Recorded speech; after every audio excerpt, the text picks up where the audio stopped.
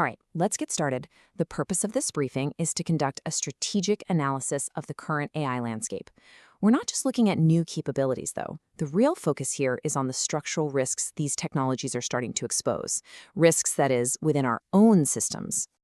To really frame this discussion, it's worth looking back. Richard Feynman said this back in 1985.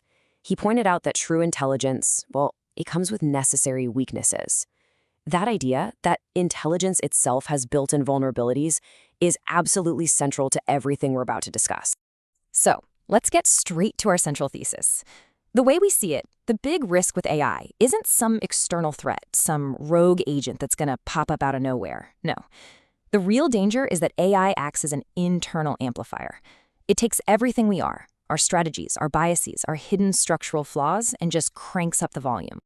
Okay, here's how we're going to break this down. First, we'll frame the threat landscape. Then, a deep dive on capabilities. After that, we'll run a red team analysis, look at structural integrity, and wrap up with our strategic recommendations. All right, Section 1, the emerging threat landscape.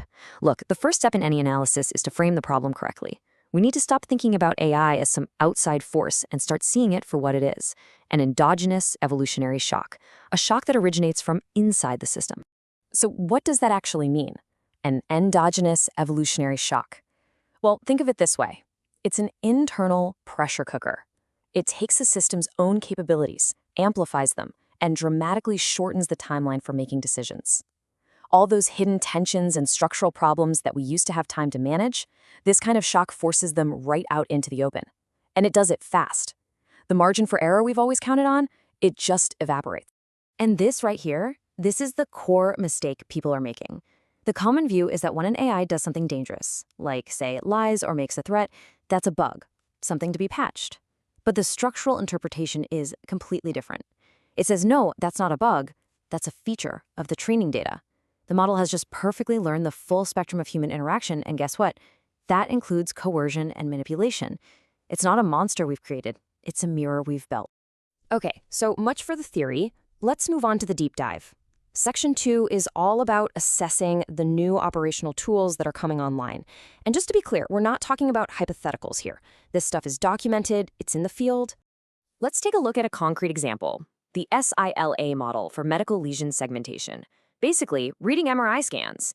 If you look at the data, the ensemble version, the SILA-ENS, outperforms the previous state-of-the-art models across the board. It's more robust, it has fewer false positives. What this tells us is that we're seeing a serious jump in sophistication, especially in these highly specialized, high-stakes fields. And it's not just about analysis anymore. We're now seeing what you could call digital assembly lines. Agentic summarization is a perfect case in point.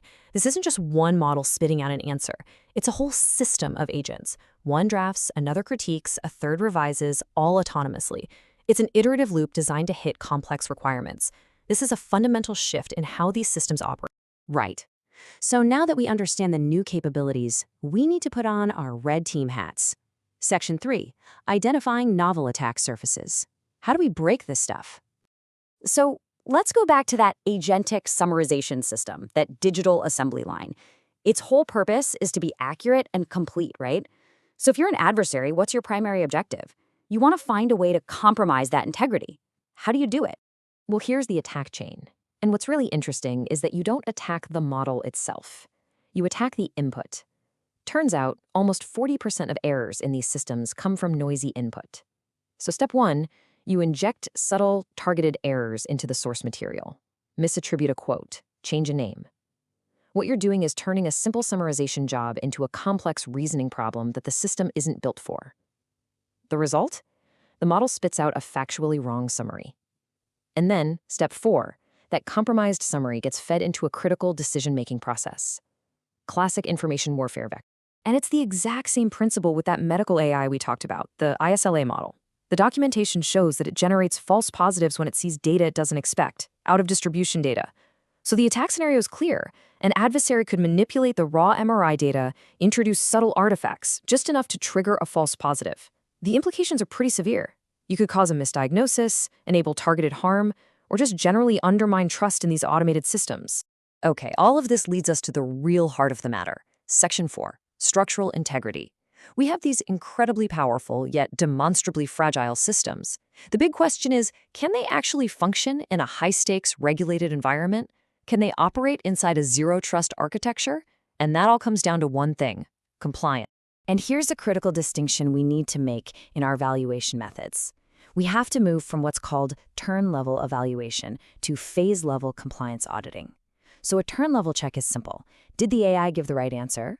But a phase-level audit asks a much more important question. Did the entire process follow the rules in the correct order? Think about it. Did the system confirm identity before it shared sensitive data?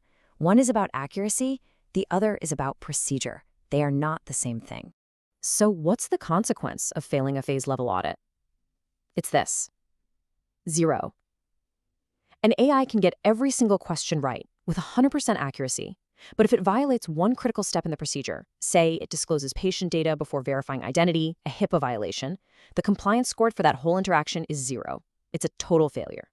The accuracy of the individual steps becomes irrelevant. Now, if procedural compliance is this hard on a micro level, just imagine the problem at the strategic level. You hear people talk all the time about aligning AI to humanity's best interests. Well, Arrow's impossibility theorem tells us it's logically impossible. You can't aggregate all our different competing interests into one single coherent objective function. So that begs the question: when we talk about alignment, what are we actually aligning these systems to? Okay, based on everything we've covered, let's get to the bottom line. Section 5, our strategic recommendation. Our recommendation breaks down into 3 clear actions for decision makers. First, invest. Invest in developing and deploying these phase-level, compliance-aware evaluation frameworks. This is an absolute necessity for any serious zero-trust architecture. Second, observe. Keep a close watch on these agentic reasoning capabilities. They are incredibly powerful, but, as we've seen, they also introduce significant risk. And finally, reject. Reject any system that is monolithic and unauditable. If an architecture can't provide deterministic proof that it followed procedure, it is fundamentally untrustworthy and should not be deployed. So, let's circle back to where we started. AI is an amplifier. That's the key takeaway. It doesn't create new flaws. It finds our existing ones, in our institutions, in our processes, and it magnifies them. So the ultimate question isn't if these AI systems are going to break. We've already seen that they're fragile. The real question is whether our own systems can handle the shock when they do. The vulnerability we should be focused on isn't in the AI, it's in us.